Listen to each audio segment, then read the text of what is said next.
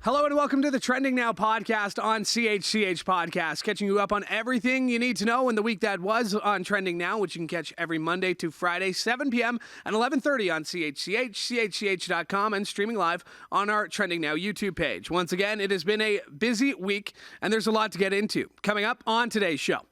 Officials in Maine urging people in Lewiston and the surrounding area to keep sheltering in place as the man accused of killing 18 people in a shooting rampage is still on the loose. Matt Ingram, hosting Trending Now, joins us with the very latest coming up next. Hamilton Mountain MPP Sarah Jama has been booted from the NDP Caucus and censured at Queen's Park for her comments about the war in Israel. Where does she go from here? Trending Now producer Laura Sebben will be by with more. And it's Taylor Swift's world. The rest of us are just living in it. Still holding the number one spot at the box office, the superstar drops the album 1989 Taylor's version overnight, calling it her favorite re-record yet. Manesa Dhanbalan joins us with all that and more coming up on the Trending Now podcast. But we start in Maine, where authorities are scouring hundreds of acres of family-owned property, sending dive teams to the bottom of a river and scrutinizing a possible suicide note in the second day of their intensive search for an Army reservist accused of fatally shooting 18 people in Maine. Two law enforcement officials told the Associated Press that authorities found an apparent suicide note in a home associated with Robert Card on Thursday. And for more on this, pleased to be joined by the host of Trending Now. That's Matt Ingram. And Matt, does not get easy for you. You've been on the Israel-Hamas war for the last 3 weeks, which we are going to get to. But hey, take a day off from the war and cover this mass shooting in the U.S. Again, I have been doing this show for less than 10 months, I would say. And the amount of times I've had to come on here and talk about a U.S. mass shooting has been ridiculous. What can you tell us about the latest in this one? Well, this is the deadliest one in the U.S. this year. It's the deadliest since the Uvalde, Texas mass shooting. Right now, we are waiting for an update from authorities in Maine coming up at the top of the hour. So obviously, we record this before listeners hear it. We are not live. We are not live right now. At 4:30 here in studio right now. At 5 o'clock, we're going to get an update on the search. So early this morning, there was a press conference from officials saying that they were expanding the search into waterways. So the nearby community of Lisbon, which is close to Lewiston, his vehicle, a white Subaru, was found at a boat launch near a river. So this morning it was announced that divers would be sent into the river along with aerial resources to look. Now, he was asked, do we now think that he's in the river? Didn't say that they thought it was definite that he was in the river. However, in your introduction, you correctly reported that there is a suicide note, at least according to unnamed officials who have spoken with the Associated Press and CNN. In that letter, it does suggest that he would not be alive by the time that the letter was found. Again, that's unnamed law enforcement officials speaking to CNN and the Associated Press. So certainly that is one of the possibilities that we're going to hear at 5 o'clock is that he's been found dead. He killed himself potentially. We just don't know, but we are waiting for that. From the press conference today, I also heard that the family has been very cooperative with police officials. They were texting him in the last few days. What do we know about Robert Card? So Robert Card, 40 years old. He is a U.S. Army reservist. He was a firearms and tactics instructor. One of his fellow reservists told CNN yesterday that he was considered to be among the top marksmen in his reserve unit. He never saw actual combat duty in any conflict. However, he is supposedly, again, these are all reports from people who knew him, things we're hearing.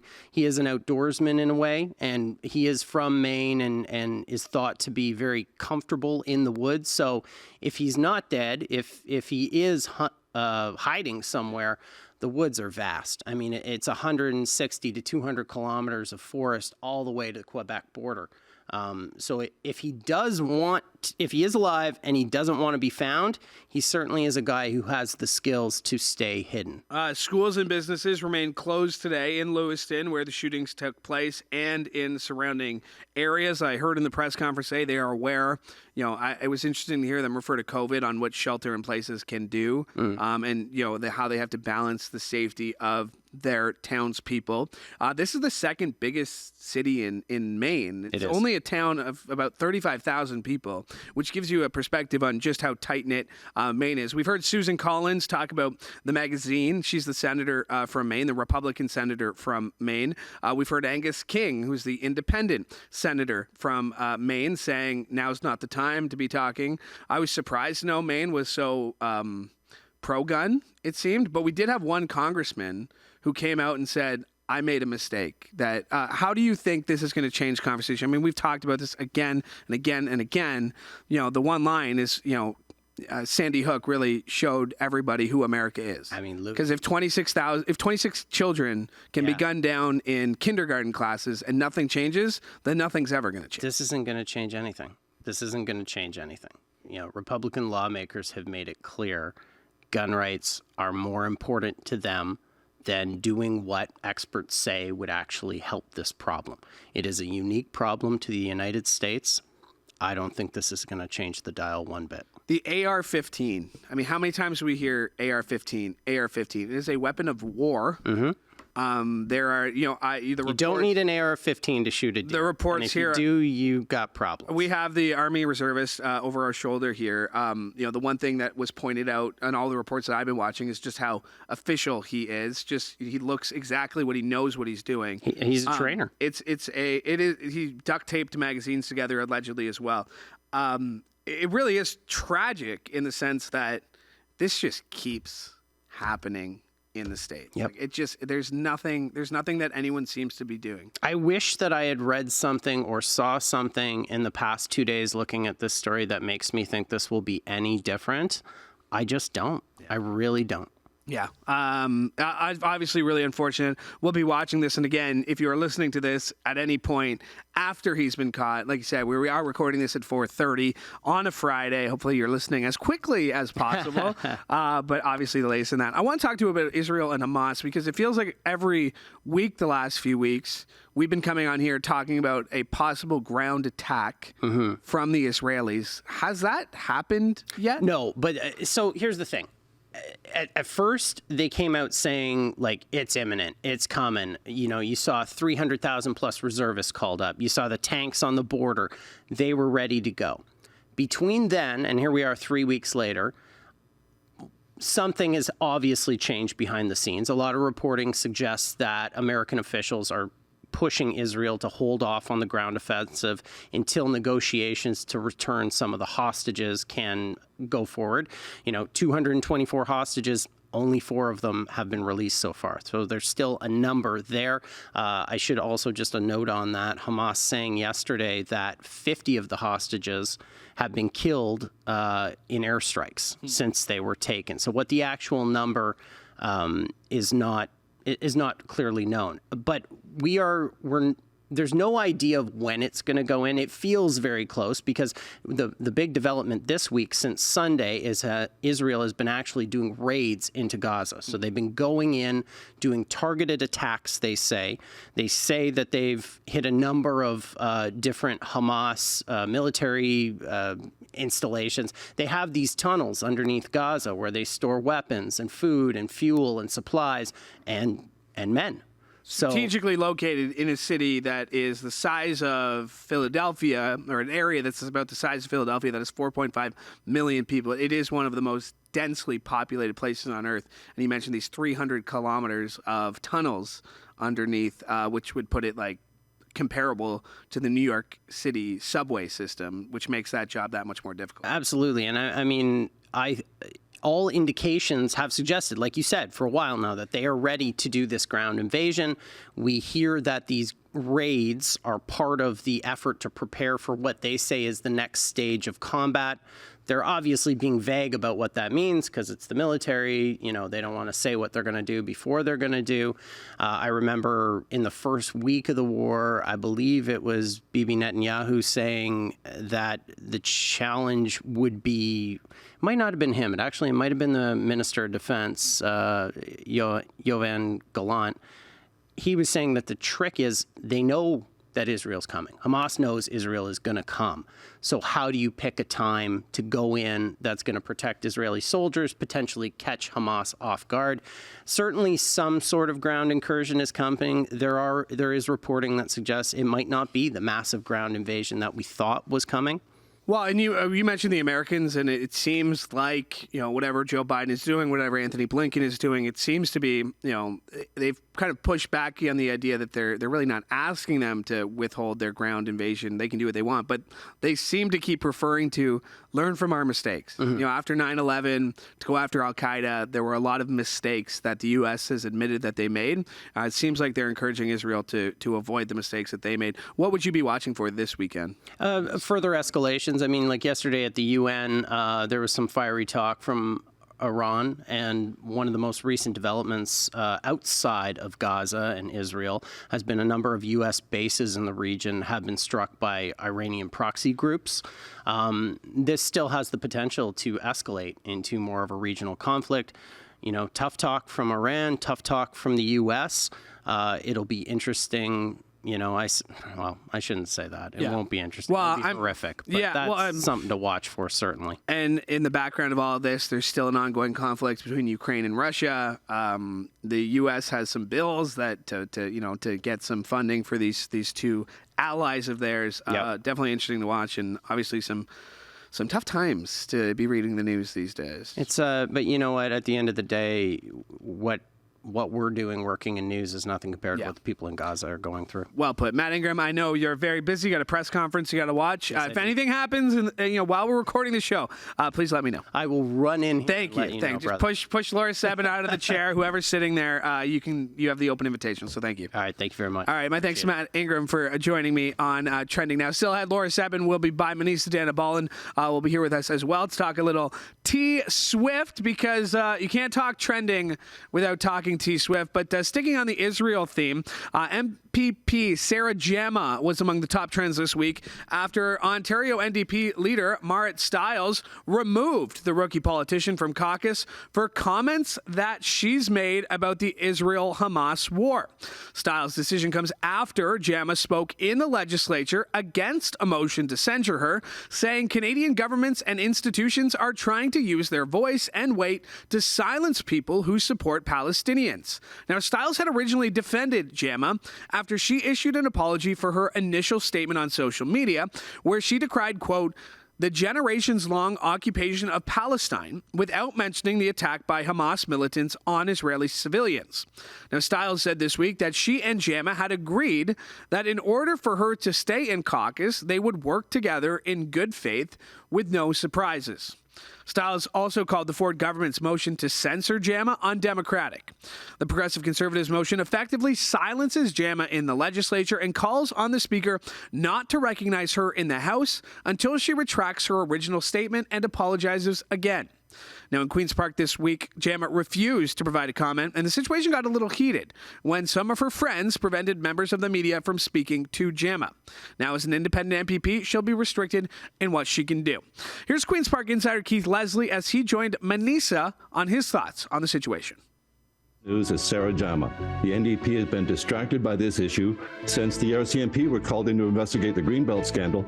They've had these two things going. This is a huge distraction. I think she will still be allowed to take part in votes, but she will not be allowed to ask questions in the legislature, for example, during question period.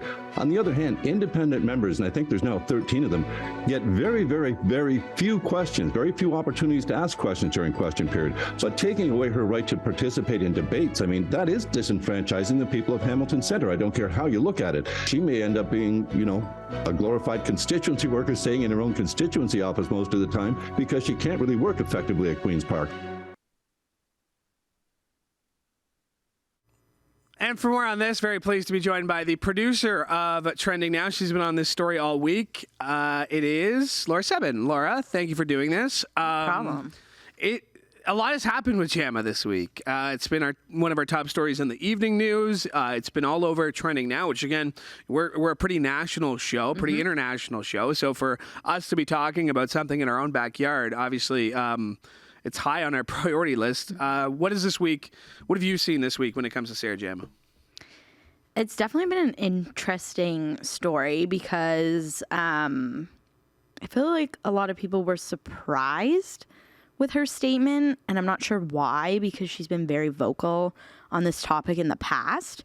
So I would have been more surprised if she didn't come out with the statement that she did. And, you know, a couple people on opposing political parties like Doug Ford and the leader of the Liberal Party, John Fraser, they came out with some pretty strong words against her that really painted her statement in the wrong light, like accusing her statement of being anti-Semitic and saying that what she said supported everything that Hamas was doing was like incorrect, really, and kind of she has taken legal action against Doug Ford. She's good for her. Says, you know, you're libeling me by saying I'm anti-Semitic, by saying I, you know, hate Jewish people. That's not the case. You know, Keith Leslie said it there. I had Steve Paikin on Newsmakers earlier this week as well. And they kind of talked about the need to be a team player when it comes to being a party representative, which is interesting because the amount of support she's gotten from her own local riding association, from the Kitchener, like she's getting a lot of support from her own party. Yeah, so I guess we don't know exactly what went down in between when she apologized and had Marit Stiles back on her side and then getting kicked out of the party. Like, we don't know exactly what went down because Marit Stiles hasn't really said what led to what went down other than that she was taking unilateral action. So I'm assuming that when she went into Queen's Park and started out in the legislature with that spoken statement, that was not something that she had cleared with the party first, because since being removed from the NDP, other NDP MPPs have come out and said pretty much the same thing that she has said, and Marit Stiles has retweeted them or, you know, not kicked them out of the party. So I have a feeling she was supposed to go into the legislature and say something else, and she didn't. And then that would have been like the third time in about a week's period that she did something that was against what the party either wanted her to do or what they had agreed together to do. So that's what it seems like was her ultimate demise. But it's been really interesting to see the number of people who have come out swinging in support of her. I've found it interesting. You know, I've read some takes on Twitter that, you know, this is what, not this is what happens, but Marit Stiles, you know, the Kitchener, I mentioned Kitchener because the Kitchener NDP puts out a statement calling on Stiles to resign as leader of the Ontario NDP. And, you know, it's worth pointing out that she ran unopposed. She was acclaimed as the leader of the NDP. There was no dissenting view, and this has been a bit trying on her leadership.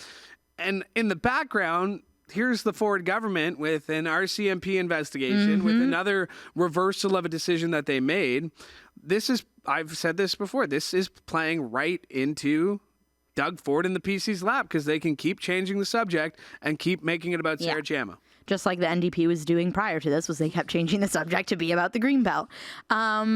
While I personally don't agree with how Marit Stiles handled this whole thing, just on like a personal level, I think it would be really embarrassing for Ontario politics if she were to lose her job over this, given the amount of things that Doug Ford has gotten away with, and he's still up there sitting pretty on his high chair.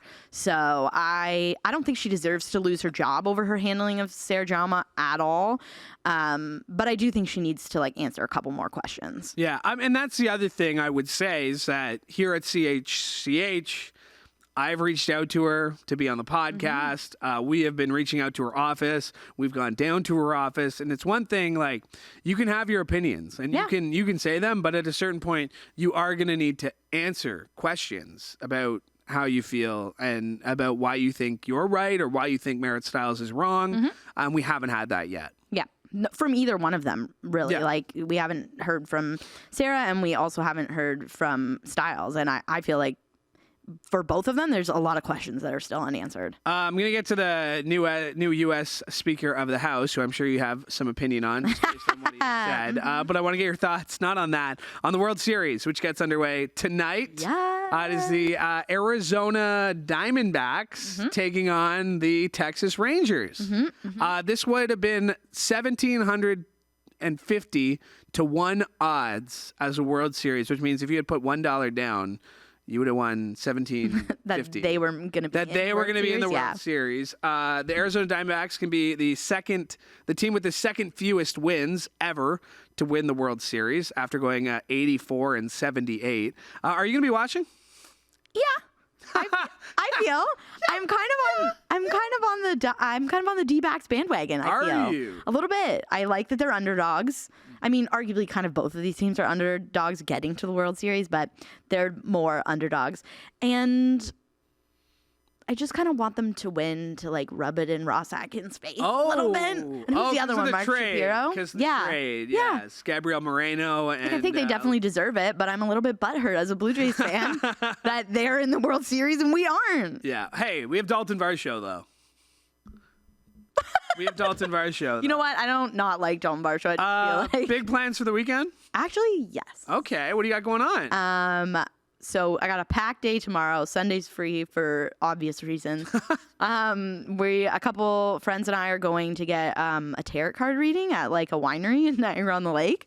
This is back-to-back Niagara-on-the-Lake weekends for you. It is. Not? It is. Because you went to the hayride up here, all the way to Niagara-on-the-Lake, and then you came all the way back last week. Yeah, Are you did. staying in Niagara-on-the-Lake this time at least? No? That's a lot of kilometers. As someone who does that drive almost every day, that's a lot of kilometers. I know for a it weekend. is. Yeah. I know it is. But I'm hoping to get a carpool vibe going tomorrow, so I don't have to be the one to do it since I did it last weekend. But yeah, we're getting tarot cards read at a winery. Then we are going out for dinner for my friend's birthday because she's a Halloween baby. So we're going out for dinner. And then we're going to a costume party after that. Oh, what's your costume? I don't have one yet. What? Yeah. You seem like someone who'd be always prepared. Well, this was a last minute thing. And for the last couple of years, my friends have been Halloween downers. So I just assumed we weren't doing anything. And then it came up and I was like, well, dang, now I got to get a freaking costume. But I'm going to pop in at Spirit Halloween after work. And they're not cheap at Spirit Halloween. No, I know they're not. And I do have enough that I could reuse, but I'm not an outfit repeater. Are you going to ask for your dad's help for your costume this year? No. Oh, okay. He had enough time making me look embarrassing back when I was little. Some great stories in the canteen today. Appreciate you joining me. Thank you so much. I know you got to put together a show in a few minutes, so thank you for doing this. Thanks, Louie. That is Laura Sebben, the producer of Trending Now. Still ahead, Manesa Dhanbalan will be joining us. But first, let's get to some more trending news out of the U.S. this week as the House finally has a new speaker. Republican Representative Mike Johnson of Louisiana scored enough votes to win the role. It's been more than 3 weeks since the House ousted former Speaker Kevin McCarthy, and Johnson's victory coming after 3 other candidates failed to get the needed votes. He is a known vocal supporter of former President Donald Trump and is an election denier. As former chairman of the Republican Study Committee, he played a key role in the failed efforts to overturn the 2020 presidential election. But clearly, Republicans don't care because Johnson got unanimous support from all of them on the vote. Meanwhile, Johnson reportedly wrote in support of criminalization of gay sex when he was an attorney for a socially conservative legal group in the mid-2000s. In one editorial that ran in his local Shreveport, Louisiana paper, Johnson called homosexuality an inherently unnatural and dangerous lifestyle. Now, at the time, Johnson was an attorney and spokesman for the Alliance Defense Fund, where he also authored his opposition to the Supreme Court ruling in Lawrence versus Texas, which overturned state laws that criminalized homosexual activity between consenting adults. Meanwhile, during an interview with Fox News on Thursday, Johnson reportedly said he did not remember some of the editorials and went on to say he genuinely loves all people, regardless of their lifestyle choices. And not supporting gay marriage, quote, no clear right to sodomy in the Constitution. You have been getting hammered on this. Yeah. And I want to ask you about it. I want to know exactly, where you stand. Some of these comments were 15 years ago. I don't even remember some of them. I was a litigator that was called upon to defend the state marriage amendments. If you remember back in the early 2000s, I think it was over 35 states, somewhere in that number, that the people went to the ballot in their respective states and they amended their state constitutions to say marriage is one man, one woman. Well, I was a religious liberty defense lawyer and I was called to go in and defend those cases in the courts. Let me state this very clearly, and there's been questions. And that is Mike Johnson defending his stance earlier, saying he doesn't remember saying anti-LGBTQ statements, editorials, just a few short years ago. And it's finally out, as we switch gears a little bit. It's finally out, 1989's Taylor's Version. The initial album that was released way back in 2014 and earned 10 Grammy nominations. The album has 21 tracks, which includes re-recorded hits that still remain as some of her biggest hits, like Shake It Off, Blank Space, and Bad Blood. Manesa Dhanbalan is our Taylor Swift expert. Taylor Swift expert. It's pretty close now. I think we can start calling you that. Okay, well then. You've done the movie, you've done the concerts, you've done the Kelsey. Are you sick of Taylor Swift yet? I'm not sick of Taylor Swift just because there's like some songs that I really like. So like obviously like hearing Are you those just afraid of songs every Swifties time. coming after you? Is that why you're not saying that? Because you're afraid of like the Swifties? Well, I do have a pretty good relationship with the Swifties and I can't really piss them off at the end of the day. Right? So that does really play into it. It does. But I have a question for you. Okay. What is your favorite Taylor Swift song? Okay, so it's not from 1989, but it's You Belong With Me. Which was like, I think like one of the first ones, because that came out when I was in high school. And like at school dances, we would mosh to it. So like we'd start pushing each other when it got to, can't you see that I'm the one? I can't sing the whole thing or else we'll get in trouble. You can't sing, period. I'm joking. I mean, that's true. You're not wrong. I'm joking. I don't know the rules about songs. Like, would we have to pay for rights if I sang it poorly? But You Belong With Me. I think It's just my over favorite. pity you'll get away Oh, with that. thanks. But. Yeah. Like, okay, so I think I might have told the story before. Like, my friends in high school and I were, like, not big Taylor Swift fans, but, like, at one day in grade 12, I got home, and my mom was like, oh, like, your friends Bradley and Trent were here. They, like, just dropped this off, and they giggled and ran away. Like, I'm like, okay, what is it? So it was a poster. So I unroll the poster, and it's Taylor Swift on the cover of Rolling Stone magazine, like a poster of it. And the poster's got to be, when I was high school, like 15 years old, but it's always been with me. Aww. I've had it no matter where I go, like no matter where I move, I'll have this poster. And I came across it the other day. It's not like up. It's like folded up. It's all creased. Like there's tape. It's ripped. But it's still like that one little memento from high school, like with my friends here. And I ran into that buddy last week. We were at Western, and I told him I still have the poster. And he's like, yeah, I have my poster too. So it's like Taylor Swift will always have like a little tiny Place in your heart. She'll have like a blank space and her name. What's your favorite Taylor Swift song? Shake It Off. Shake It Off. Yeah, just because, it's one of those songs that just kind of puts you in a good mood all the time. Like when you hear it, you just want to kind of like dance. And I want to get back to it. Like, you're not sick of, like, Taylor Swift is everywhere. She's the number one movie at the box office. She's got this number one album that's the top of the trends. It's probably all 10 songs on the iTunes. Like, it's a lot. She's a billionaire now, right? Like, yeah, she's a. But you know what? If I'm being honest, I am kind of sick of it. Yeah. Like, it's a lot of Taylor Swift. I liked Taylor Swift, but you're about to be canceled by the Swifties. Are you kidding me? I love this. I think what I like the most about Taylor Swift is the Swifties. The Swifties, yeah. Because you've had one that you've talked to like every time the movie comes out. The album comes out. Shout out to Sarah DeSantis. Shout out to Sarah. How many times has she seen the movie? Have you asked her that yet? Oh, I actually forgot to ask her. At least 5. I think already she had seen it once. I'm pretty sure the last time I spoke to her, and then she was going to go see it again, I think. While she was in Vegas, by the way. She was in Las Vegas. And she made time to do an interview for us. She still made time to see it. What do you got going on this weekend? Any Halloween plans?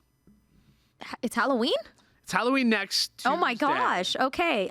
No, actually. No kids ever come to my neighborhood. Oh. I don't know why. So we stopped. We kind of gave up. We would always buy boxes of candy. Do you turn the lights off? Like, are you out? Yeah, last year we turned the lights off just because. You're not gonna do any costume parties? Like, I would love to go to a costume party, but get Alex on it. You gotta make him bring you to we never get invited. Wow, Like what? it's just. I mean, No, not I a mean, like huge none of our surprise. friends do costume parties anymore. Everyone's just so like tired and and like salty, so no one wants to do it. I don't know what friends you're hanging out with. What is your favorite Halloween mini candy?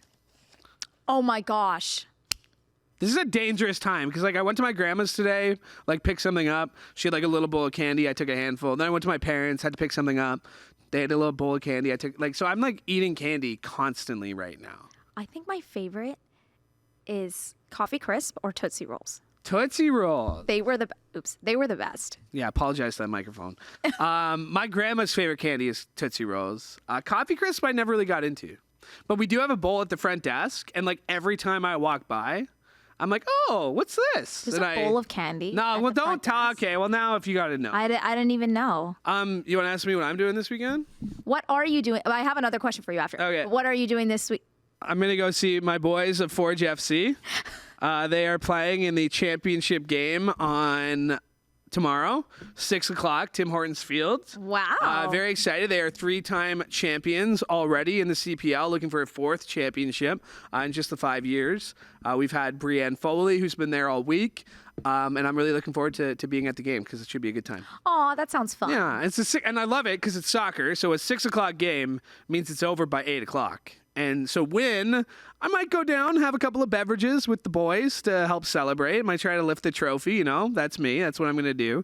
And then it'll still give me time to maybe hit up a Halloween party on Saturday night. Oh, that's nice. Yeah, it should you be have nice. fun with that. Yeah, and you you dressing up? And I don't know. Okay, so I was told I have to dress up, but I have no idea what I'm going to do, and I got 24 hours to do it. Any If ideas? you're going with Any a friend, ideas? you should do a PB&J sandwich.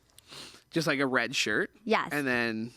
No, like a big piece of bread.